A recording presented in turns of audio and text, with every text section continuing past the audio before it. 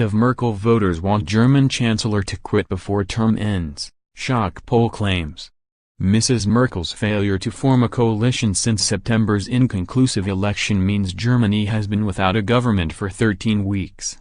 According to a YouGov survey, almost half of voters now want the Chancellor to quit her 4-year term early if she remains in power. Of the 2,036 respondents, 47% have wanted Mrs Merkel to resign before 2021, up from 36% in a poll taken in October. And 36% wanted the Christian Democratic Union (CDU) leader to serve a full term, compared to 44% 3 months ago.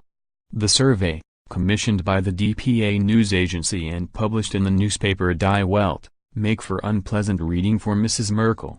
She lost swathes of support to the far-right Alternative for Germany, AfD, in September's election, leaving her party short of a majority. Talks about forming a three-way coalition with the Greens and the pro-business Free Democratic Party collapsed in November.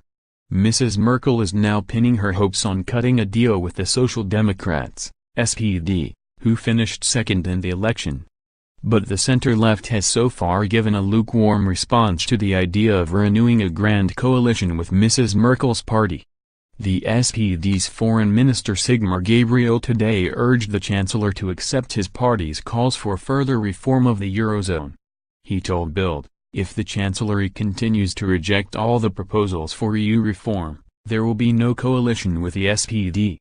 The SPD's current leader Martin Schulz is an arch-Europhile who has called for the EU to create a United States of Europe by 2025.